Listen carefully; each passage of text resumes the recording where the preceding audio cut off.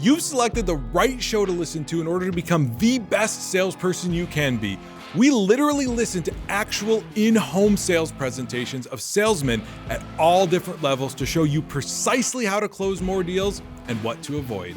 I'm your host, Alex Mark. I built a sales-based home improvement company from $0 to $20 million in 2 years and then sold it to private equity. And I'm here to help you become the best salesperson you can be and put more money in your pocket. Let's jump right into the show today for episode 1 of the First Call Closer podcast. To my left, I have Jeff Gear. Welcome to the show, Jeff. Yeah, first time caller, long time listener. I'm excited to be here. This is the first episode.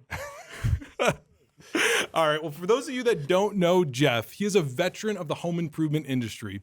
He started his career actually as a sales rep for Erie Metal Roofs. And I heard a fun fact I think you mentioned over the weekend. You were actually the rookie of the year back then. Yeah, a long time ago. A few years ago. So you left there, my understanding is, and then you started you bought into a roofing business in the Quad Cities with a business partner, grew that to about 20 million or so in revenue. Yeah, we were about 22, 23 million. And you said that wasn't enough and wanted to go start over, right? No, that wasn't actually the idea. Okay, well, that's what happened. That's what the press releases say. So then you left there and started your current venture, which is TSR Concrete Coatings, that now has well over 100 sales reps spanning the country and going to do how much in revenue in 2024?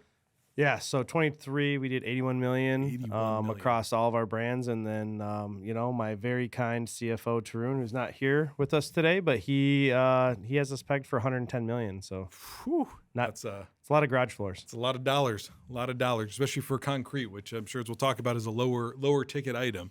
But over here to the right is Dennis Mead. Now, Dennis has been a sales rep for TSR for almost coming on 3 years now? Yep, 2.5 years. So I looked up your stats over the weekend before this. It looks like last year in 2023, you locked down over $1.6 million in sales with a 43% net close rate, net, not gross, and a $2,031 NSLI, which some pretty impressive numbers, I would think, for concrete coatings. I mean, Jeff, is that a satisfactory performance? Well, I think when you asked me to pick a sales rep to be on this, I picked one of the lowest performing individuals on our team, and I thought, why not bring Dennis?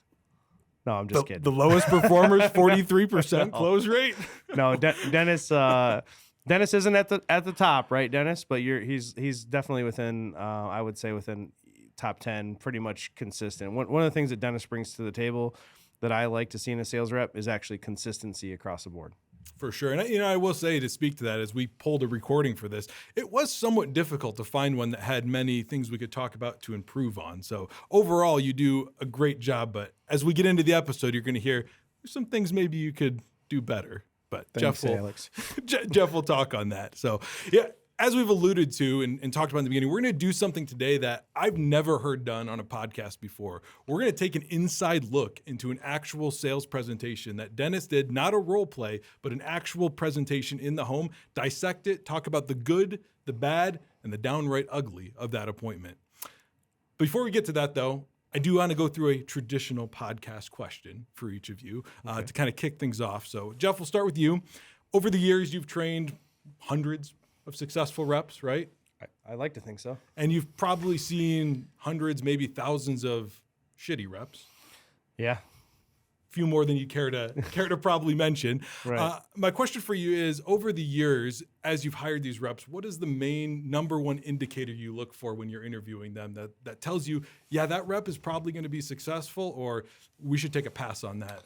I really look for people that are personable, and generally don't have experience. Really? That can carry a conversation. Yeah, I would prefer to have somebody who is moldable and trainable and doesn't have an opinion on the product or the industry, because they don't know what to expect. And, as you mentioned, you built a business from 0 to 20 million. And a lot of times you bring people in from other companies and or that have experience in in-home sales, and they have this expectation of what it should be, and then you have your expectation of what you want it to be. And a lot of times when we train a brand new sales rep right out of the gate, you see them all, start putting sales up on the board, and all the other guys are going, what is going on here? This guy just came out of training, and they don't know what they don't know. right? They weren't jaded from their previous experience at a different company. That's interesting because I think a lot of people get excited when they can swipe someone away from a different company that's maybe doing well there. But you look at it a different lens, it looks like, and say, I don't want that person that's successful in another company. I want someone that I can mold to follow my system. I think you'd be pretty hard pressed to find somebody that's, within our top 10 or even top 15 or 20 out of the reps that we have, and be able to take them to another company, because I think that we provide one of the best opportunities. And it's of my opinion that if that individual is available from another company, they're probably not in the top 10 or top 20. There's a reason. There's a reason they're available. Yeah. Right. Well, let me transition over to Dennis with that then. What did you do before 3 years ago when you started at TSR? Were you selling in a different industry, or where did Jeff pull you from? Well, my background is in manufacturing. So I worked 32 and a half years in the same company as a journeyman tool and die maker. So that's my background. But I had to get out of that pre-pandemic because I couldn't get these kids to work anymore. And it was driving me nuts. So my wife and I actually had a discussion. Well, it was more her. What are you going to do? I don't have a clue. I guess I'll go sell cars. And it wasn't so much that because I thought I was a sales guy, but because I like being around cars. And I did that for 8 weeks when Jeff calls me. Okay, so you didn't like being a car salesman. It wasn't that I didn't like it. I hadn't gotten that far in yet. Sure. I enjoyed it, but you could see the writing on the wall that, oh, this is not good. And it was the mind numbingness of you might not see people, customers in front of you for days on end. So this is much different. Obviously, your schedule's preset. We're in homes where people, they want what we have, and you're just handing off information at this point. Right. So Jeff called me one day and says, hey, are you tired of selling cars yet? And honestly, I was like, Jeff, I actually like these guys. I haven't been here long enough to know. He says, well, I'm growing. I'm offering you a job. You start Monday. Wow, just like that. And, that's Jeff, right? Yeah. Come now or forget it. My problem was, I like to think I do the right thing because it's the right thing. And I said, Jeff, I'm going to give these guys 2 weeks notice. It's the least I can do. And he was good with that. So I went in, I gave him 2 weeks notice. And actually, my sales manager at the automotive group, I said, hey, you got a minute? He says, you're quitting, aren't you? I mean, he knew. And I thought, well, that's weird. But the rest how did you know? A matter of fact, yeah, I am. I think it was the TSR jacket you wore in here last week. Well, it's funny is Dennis actually was one of my clients when we first opened TSR. And we're going to hear that in the recording we get into in a little bit. He talks about that on, I think, every sales appointment I listened to. You're mentioned in there as the one that actually sold him the coding. When he told me he was leaving his manufacturing position after 32 years, I said bullshit. I was like, nobody in that position ever leaves a position. I'm like, you're 32 years in. And he kept telling me, like, he did. And then when I found out he was selling cars, I'm like, he actually did it. But the connection was whenever I met with Dennis, he was just a very personable guy. We hit it off right away. We had a great time. He kept trying to tell me that he needed to wait and think about it and talk to his wife. And I just sat there and And you closed him. Yeah, we did. It's literally the Jeff Gear sales pitch. You don't leave the house until you get the sale or you're thrown out. Well, we were just having such a good time. I was like, why ruin the moment by leaving, right? Yeah. First of all. Yeah. And then eventually his wife did come home. And then I talked to the real boss. And you got the decision. That's right. Well, she finally said what every man longs to hear. Go ahead and do whatever the hell you want. No, honey, you have to write the check. And she did. And he's like, but I don't have any money. Yeah. But hey, it worked out. So Dennis, my question for you before we dive into the recording is, as a successful sales rep who, undeniably successful, having closed at 43% net last year, what is the one thing you would say that makes you a successful closer on a day-to-day basis? Just one thing? If you had to pull one piece out, that's what really sets it apart for you? I think for me, coming over to do this, you have to believe in what you do, which I do. You should know everything there is to know about it, which I like to think I do. And you should own it. Mm-hmm. If you have those three things, then like I said, it's just a handoff of information. It's not so much a sell as it is now you want this customer to have it and they want it back just about as much. And if you can lower the guard, you can connect with people. So the connection is huge. You know, if they don't like you, you're not getting in. You know, so a lot of people call it the 3 Ps. It's either the person, the product, or the price. So Heard that. you get those 3 things knocked out, you're golden. But for me, I love what I do because I love the product, you know, and it's easy for me. I feel like it should be easier, you know. So the ones you don't close, those are the ones you're banging your head on the table. What did I do wrong? And I'm sure we're going to dig into that a little bit. All right. Well, let's start the head banging. Yep. So as we get into this, what we're going to do to break down this appointment is we're going to break it into 3 sections. We're going to talk about the company story, building value, and the closing sequence. And now I know before all of those hardcore closing, Grasso University, all these different systems out there jump on down my throat. I understand there's more than 3 sections or 3 steps to a successful sales process, but we'd be here all day if we talk through all of that. So this is what we're going to break it down to talk about for our podcast. All right, so let's go ahead and I'm going to pull up our Rilla recording, not an advertisement for Rilla, but a quick note, we have changed the voices to protect the identity of the customer, so Dennis's voice will appear a little bit different on what you're hearing on the podcast end. But to start off, we're going to pull up his company story, and it looks like this was a 54-minute long appointment. Is that pretty typical, would you say, for an appointment for you? I'd say it's right there in the ballpark. About an hour or so long. So we're going to listen in, and Jeff, if you have anything you want to stop and point out, let me know. We can pause it and talk about any specific section. But here we go. When they came to me, or I came to them, or however it worked, it was basically 2 guys, 2 childhood friends from Lena, and 7 of their buddies. So you had Jeff and Tyler, the owners of TSR, and 7 of their buddies. That was the entire company. So a lot of these guys grew up through that company and are owners in different locations. So they went from Lena to Madison, Wisconsin, the Quad Cities, Cedar Rapids, Waukegan, Milwaukee area. And that was strictly TSR.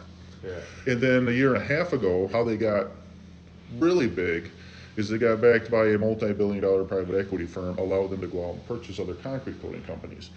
So now we have 30 locations, 8 different brands. So the goal was to prove to customers that, hey, TSR isn't going anywhere. We're just getting bigger, better, and stronger. So the other nice thing about us is no matter how big they got, they're still using their own people. There's no subcontracting. So whoever comes out here is on our payroll. We know who they are, where they are. They're trained at our facility before they're turned loose. And this is all they do. You know, they don't have their hands in anything else. And regardless of size of job, this is the only job they do that day. So there's no rush to get to the next one. So that was pretty much a summary of his company story. Jeff, what are your thoughts on how he summed up and told the story of TSR and Revamp?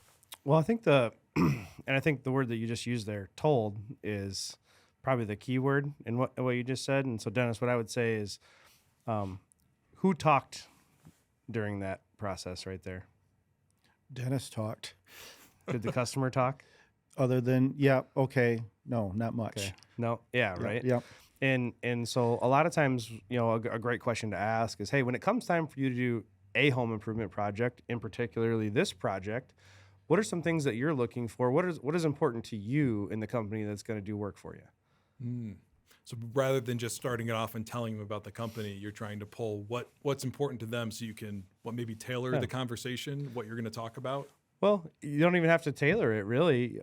I'm just fishing, you know? And what I'm going to say is okay, what's important to you? Great. Let me tell you a little bit about us, and let's see if that matches up. Because we might not be the best company for you. I don't know. Interesting. So talk about that. Why do you tell them that you might not be the right company for them? Like, you're there to sell the project, right? Like, yeah, absolutely. But everybody wants what they can't have. You're trying to take it back. A little takeaway, but it's true. I mean, there are some instances on some projects where maybe we wouldn't be the best fit for them. And so I like to tell our guys, you know, listen, there's a spotlight. The room's dark right now. Say the room is dark and there's a spotlight. And the spotlight only shines on the person who's talking. It's the only thing that you can see. And the more I can push the spotlight back to the consumer and get them talking, the closer you'll be to the sale. Because if it's just you telling all the time, you probably sold that. That was a good company story. But what I'm trying to explain is let's just get that spotlight off of you as often as possible. Dennis, what are your thoughts on that? Is that typically how your company story goes, or would you say it varies? You do more of the questioning sometimes? It depends a lot on the customer. But yeah, the goal is to engage them, get them coming at you with questions. And more often than not, they have a ton. This guy was just, yep, okay. And he had 2 other guys in his house doing things in the house, so I didn't have 100% of his attention. But yeah, I get it. You want to engage that customer and have them coming back at you, the back and forth more. Another good thing to ask them in this time, either right before your company story or even after, is have you purchased any other home improvement, repairs recently within the last 3 years? Great. You have. Okay. What were those?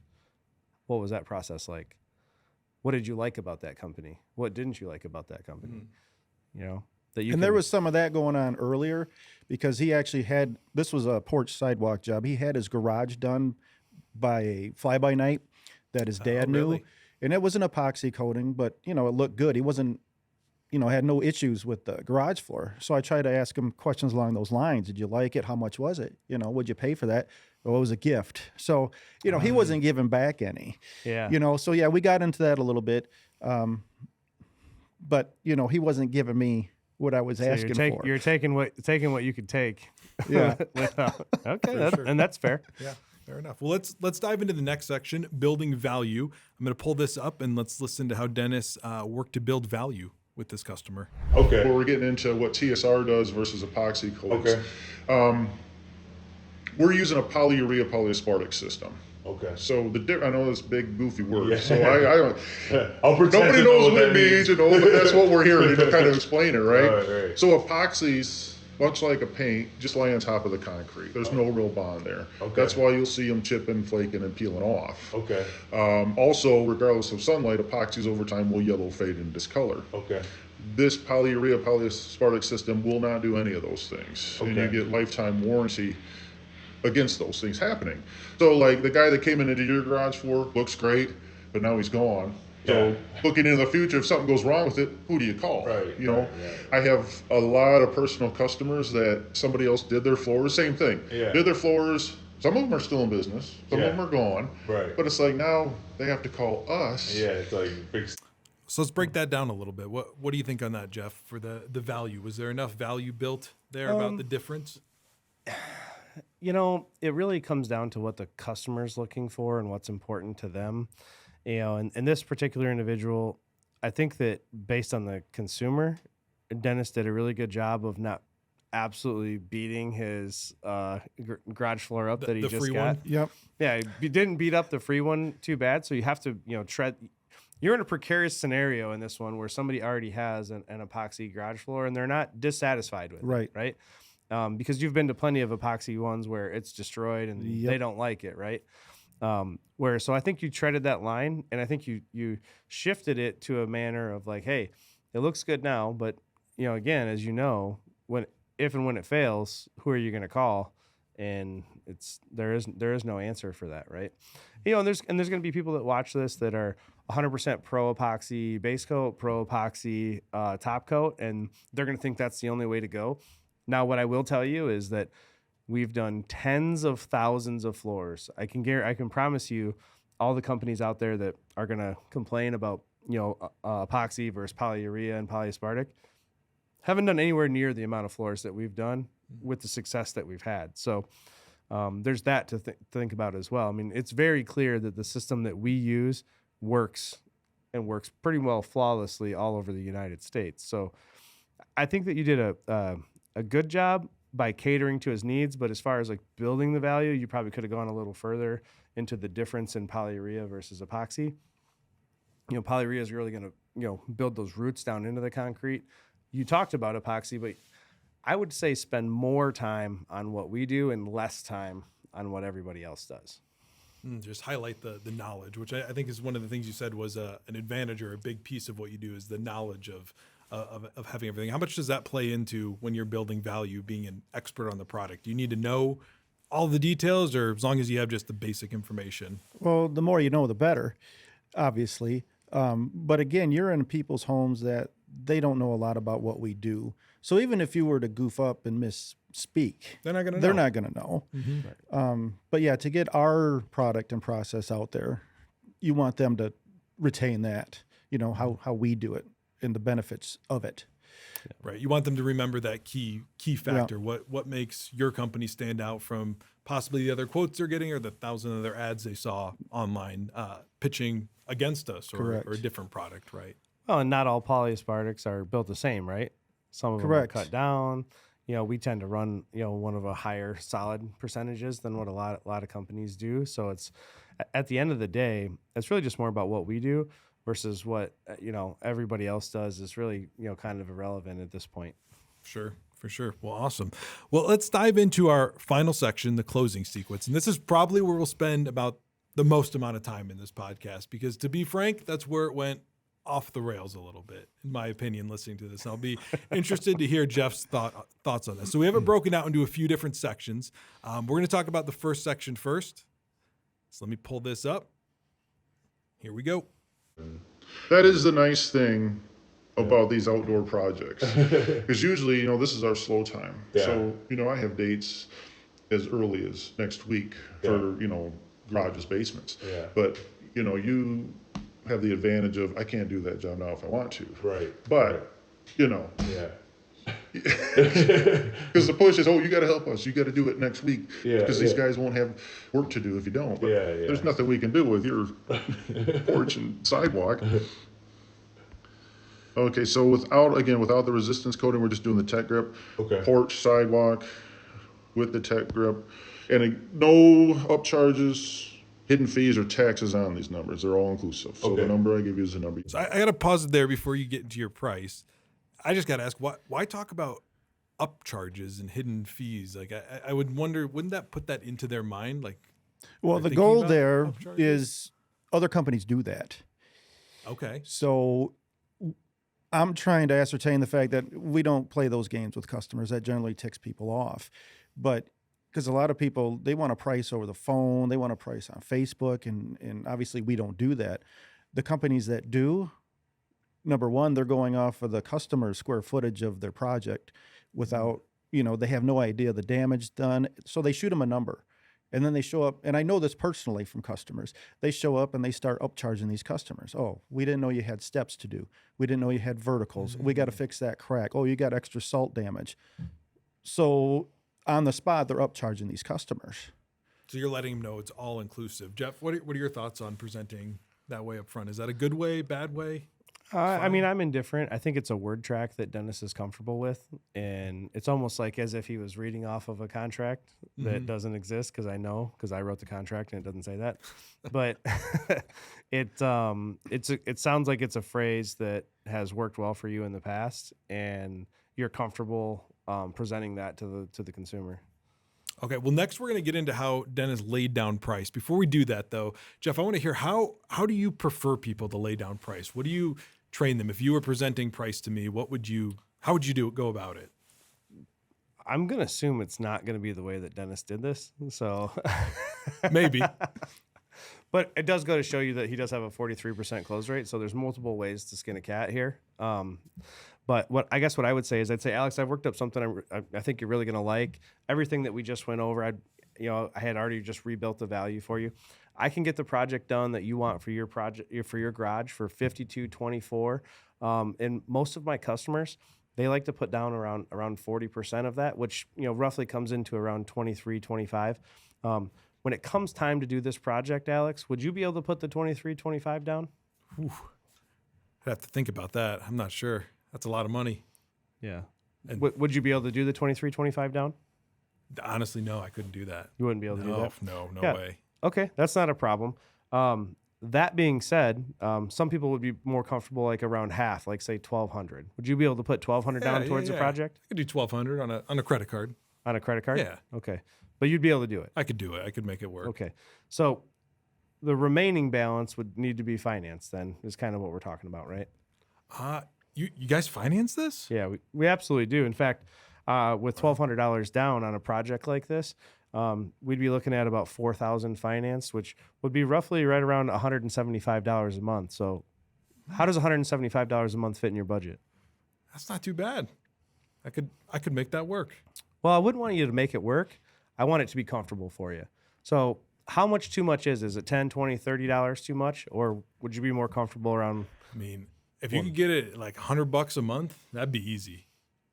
$100 a month? That'd be easy. So for me or anybody else during your business, we'd have to be right around $100 a month, or maybe even less, right? Yeah, I could swing that pretty easily. Okay, great. Let me see what I can work up for you. Now let's see how Dennis did it. Let's see. All in, you'd be 3508, Okay. and then 40% down on that. Just It's to about show like you. 1,200, 1,500 probably. 14. Yeah. 1,400. Yep. Now, price-wise, what were your expectations? What were you thinking? What were you thinking? Dennis, what were you thinking? Well, I want to. Oh, boy. Here we go. Oh, boy. Well, Jeff, I know the answer to this, but I'm going to ask you anyways. Is what You were gonna ask you me what I'm thinking? Is what were you thinking something we ever ask in a sales presentation? No, because what happens at that point is you're going to lose control of what's happening, right? Everything that you just did for the last 53 minutes of this This presentation is about minute 50. is when you said, this is where it starts to go off the rails, right? Dennis, I can assure you, when I sat with you on your floor, I never once asked you what you were thinking because I didn't care. That's true. And I say that facetiously, but it's like at this point, after the price is on the table, the 3508, I'm really more concerned about how you're going to pay, right? I want to know, are you a cash customer? Are you a finance customer? Because it can only be one of those two things. Okay. Are you able to put a down payment down? Are you not able to put a down payment down? That's really where we need to be. And we need to know those before we leave the house. Mm-hmm. All right, well, let's finish up this part one, see how you went from here. I mean, it's not. I was thinking like. I'm not trying to negotiate or nothing like that. I thought we were thinking more on like 2,500 that it would be. Yeah. What it would cost us. Yeah. So, I mean, not saying that it's a bad price because I believe everything in like your guys' material and what you guys use. It's just obviously that'd be just something more that. Yeah, right. Talk to about it because we do want to do it. It's just because we We do want to do it, but Well, he threw out a lot there, right? To dissect. And if you're not a on your toes salesman right there. So what you did, Dennis, when you asked him what were you thinking versus controlling the price presentation, you opened up a lot of cans of worms that I think you weren't anticipating. Is that fair to say? That's fair to say. Yeah. Yeah. And then what happens then at that point? I can assure you, I haven't listened to it, but I bet you start backpedaling pretty hard. yeah, let's get into that. Let's get see into it. Where you go from here. How do you rebuttal from here? So it sounds like you think that it's worth it. It's just more than you thought. Absolutely, it is. Like I've told you, money wasn't no thing. I mean, I would be putting, concrete patio or something recoating it and redoing my basement, the right way and making everything. But So how long do you think you will need to discuss with your wife? I mean, I go back to work next week, so I don't know. Maybe just kind of talk about it here and then a few days with her. Maybe let you guys know by next week. Is that all right? Or Is it something that you could talk about over the next couple of days? Yeah, probably. And possibly make a decision. Yeah, and why I ask is, it's my job to keep our crews busy I this time of year, right? For sure. And again, yes, it is an investment, but I want to keep my guys busy, so it's kind of a you help us, we'll help you type of a deal. And again, it's not a pressure on a date because again, you're going to be out until May. Yeah. But if you guys just need a couple of days to talk it over and sign up, then at that point, I can get this job done at a discounted price for you. Okay. Versus waiting until, because that 3508, that's good for a year. Yeah. But for people that are like, you know what, let's do it. Let's save some money. Okay. And again, you don't have to take that earlier date, but just to earn your business now versus later, Okay. an additional discount would get that job down to, if you wanted to talk it over a couple of days, get back to me, $3,070. So I'm curious here, and I want to hear Jeff's thoughts on this, but you discounted it without handling the objection of the wife, right? He said, I got to talk to the wife, and you just kind of scooted over, ignored it, put it in the side pocket. Maybe you'll do something with it later, but I'm curious, why didn't you address that? You just discounted the price and said, yeah, think it over the next couple days.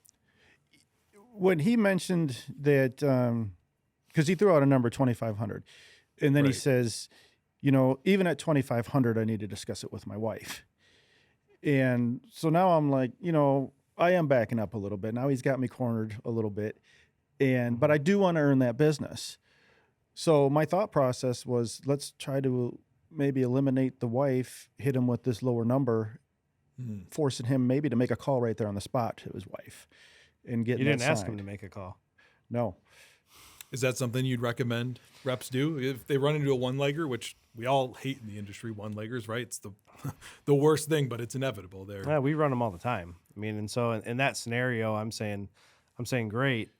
Is there a number that we do call the wife? And quite frankly, and the problem was you'd already lost control prior to, and so he kind of, like Dennis said, he allowed himself to get backed up into a corner, and then I'm going to assume this was a demo no sale. It was, yeah. Yeah. But what's interesting about it is he gave you all the answers, right? He kind of figured it would be around $2,500, right? And even at that number, he'd have to call his wife.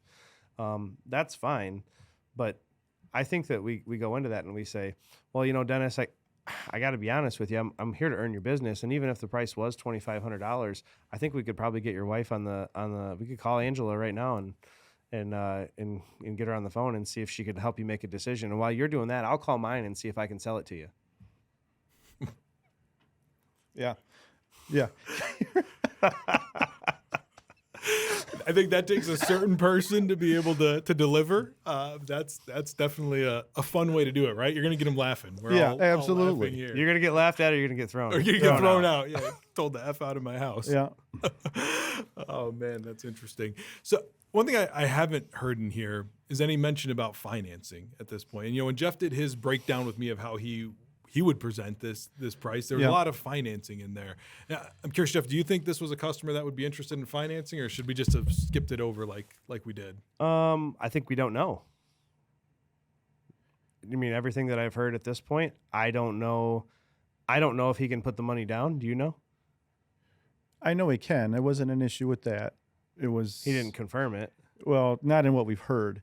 but he did. Yeah. He did say he could do it. Yeah, and I don't remember if financing was brought up in this meeting.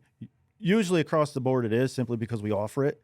But I don't think I once mentioned financing on this job. One thing that I'm always, regardless of the ticket price, that I like to do in the house is I ask very direct questions when it comes to the figures.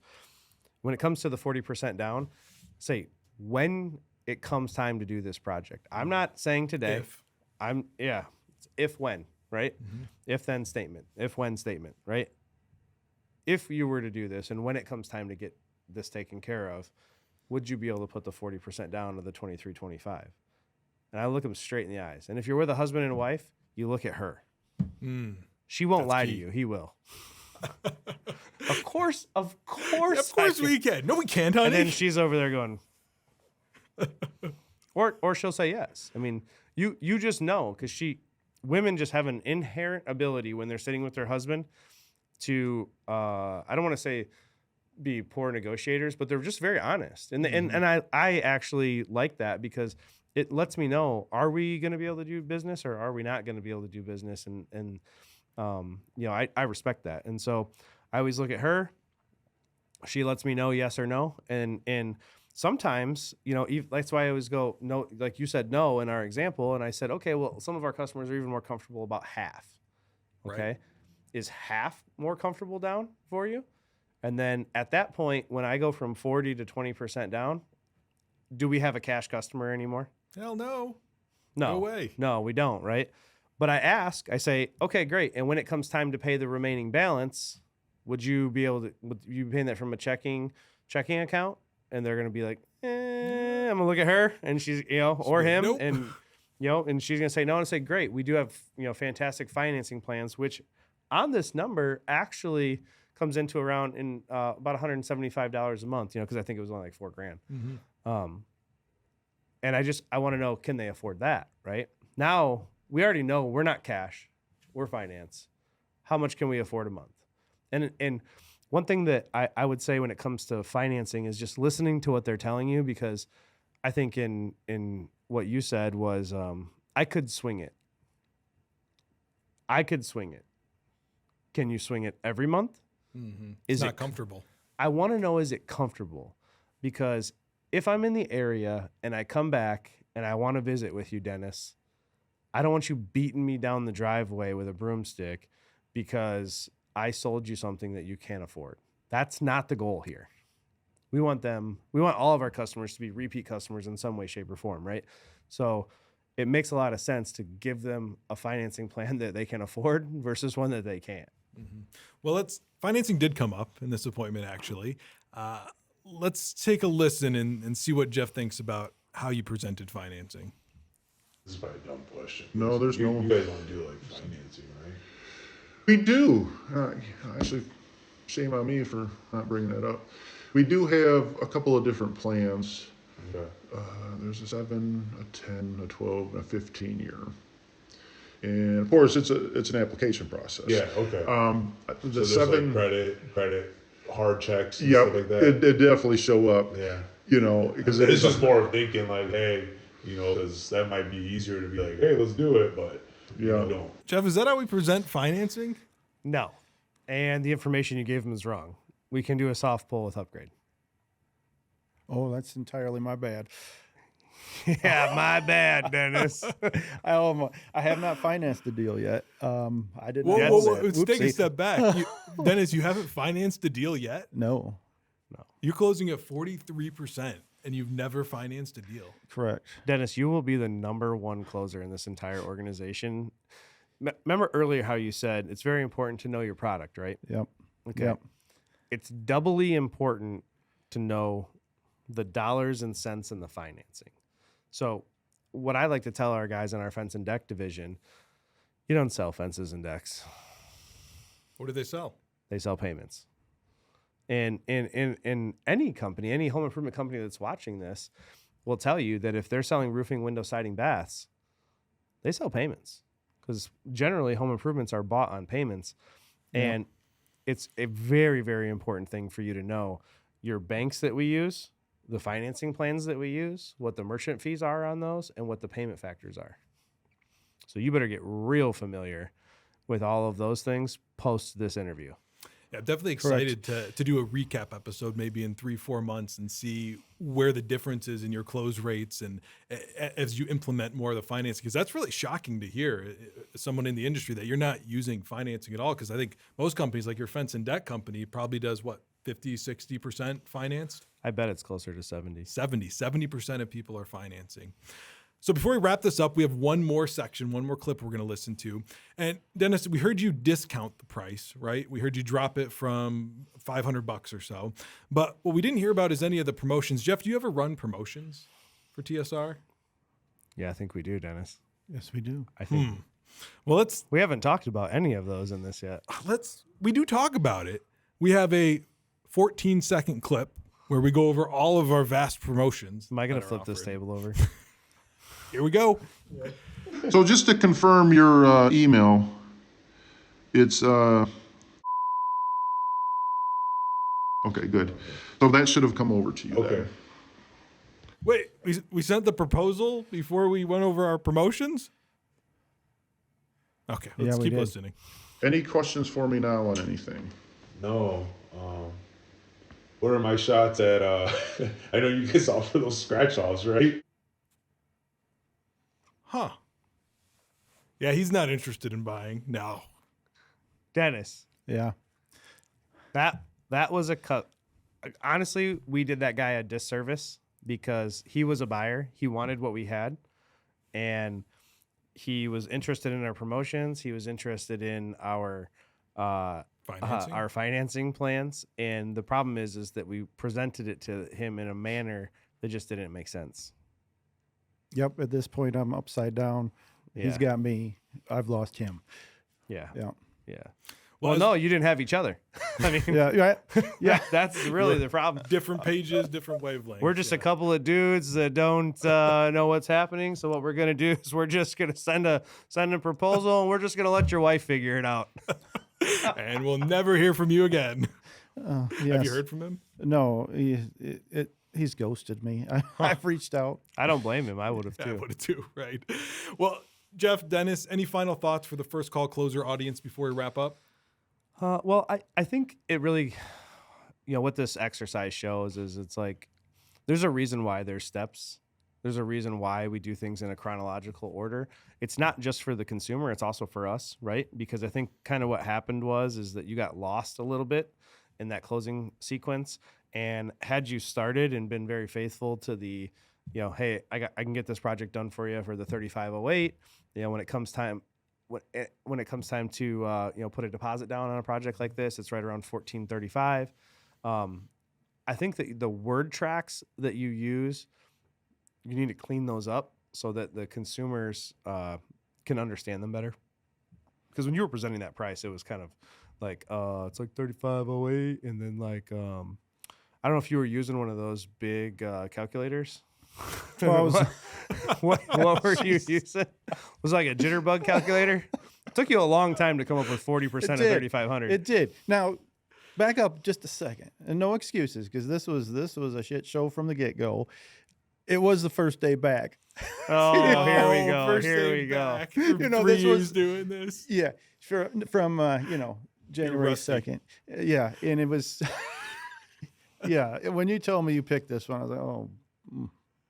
It's gonna be bad. It's gonna be bad. Well, what are some things that you think that you can work on, as we roll into 2024 on this? Well, I think going over it, and now that we're able to track what we do, it forces you to focus more, but also you can go back and look at that and see what you did wrong, and hopefully don't do that to the next customer down the line. Because no matter how good you are, you can always get better. And if you keep that door open, you probably will, versus just saying, hey, this is as good as I'm ever going to get. And I don't ever want to be that guy. I think the focus is on trusting the process and doing the chronological order as it should be done. Mm-hmm. This one was, A to X to T to U to B to W versus, going down our list of this is how we do it. And sometimes it's okay to do that if you're a seasoned veteran like me, and you know that whenever you hear this from the consumer, you're like, oh, I must have forgot that. Okay, hey Johnny Smith, let's go back, right? And it's okay to go back, because this particular individual gave you every tool that you needed to help him, and then we failed to help him. And I think that's one thing that I think a lot of sales reps, and I didn't expect that from you, but you did it on this one, is that you didn't listen, right? You're doing a lot of talking. You're not listening to what he's telling you. He's telling you, he gave you a slight objection about his wife, at 2,500. And I think that kind of really threw you off. Like, you're worried about that. And the reality is you don't need to be worried about that. You need to help this customer figure out what he can afford, because he might not even know until we actually talk about it, right? Oh, great. Oh, you're interested in a promotion. I have those. But here's how we get to that point, right? Here's how we get from no discount to a discount. And let me explain to you why. And you kind of half-assed did that, right? Yep. No, he definitely threw me off my game. And I can't really explain it. I mean, sitting there, the things going through my head, it's like, man, I've already got this guy backwards. Yep. How do I get him back? Am I going to get him back? And the focus becomes, you're trying too hard. Yeah. And you're pushing him away. My thing to you, and to every sales rep out there, whether they work for our company or they don't work for our company, always figure out how they're going to pay before you ever discount anything. And I used to give this example a long time ago, and I'll give it to you guys now. But Alex, I've got a Ferrari that I can sell you. It's a $750,000 car. But I've got a promotion for today and today only. You can have it for $575,000 You're full of shit. right now. Can you do it? No, I don't have $570,000.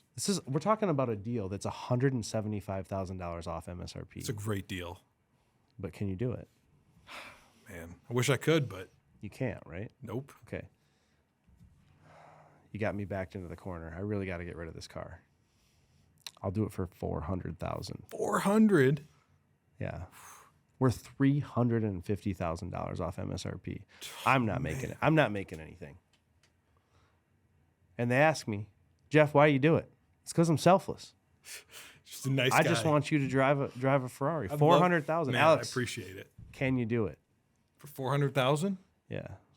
No, no, I can't do it. You still can't do it. Not even close. But it's a great deal. I appreciate it. Okay. Final offer. This is it. I'm losing money, Dennis, on this deal. I can get this deal done. I'll get it to you for $285,000. 285. We're almost $500,000. That is a deal. You're giving it away. I know. Can I earn your business? I don't have 275,000. So what are we learning, guys? Why are we discounting anything if we don't know if they can even afford it? Yep. You haven't found out what he can pay. It's gold. We don't know if he can only afford to drive a Kia. When When I met Alex, he was driving a Pontiac Aztek. Hey, as he was great. Long time ago. but my point is that it doesn't matter how much the cost of the item is if we don't know how much you can afford. Yeah. I mean, $1 can be cheap, but if the person doesn't have $1, they're not buying it. Exactly. Doesn't matter. And I think that's kind of what happened here, right? Yeah, no, very, very clear. And with that, thank you both for joining us for the very first episode of the First Call Closer podcast. Dennis, we look forward to hearing from you in a few months with an update, hopefully a better financing presentation. Thank you, Alex. Thank you I both. look forward to it. All right. See you guys. What a phenomenal episode. Now, before we go, there's one more very important thing we need to do. We need to give Dennis his first call closer score, which you can expect this at the end of every episode. We're going to rate every sales rep on the same criteria. So as we talked about his company story, Dennis did an overall good job of describing the TSR company, the brand, and the relationship there, and building that rapport with the customer. So I'd give him an 8 out of 10 for company story. Now, when it comes to building value, he did talk about the product and what makes it different and better than the epoxy competitors. But as Jeff pointed out, there were some things he could have added in there to build even more value and explain it more to the customer by asking them more questions. So for that, he gets an 8 out of 10 as well. Now, when it comes to his closing sequence, as we saw, that's where it went off the rails. That's just where Dennis did not perform today on this appointment. He didn't offer financing, he lost his urgency, and he just skipped over the promotions. So for that, I'm gonna have to give Dennis a 2 out of 10. Overall, that means Dennis's first call closing score is a 6 out of 10. If you want to know your first call closing score, leave us a comment below or email us at casting@firstcallcloser.com for your chance to be on First Call Closer.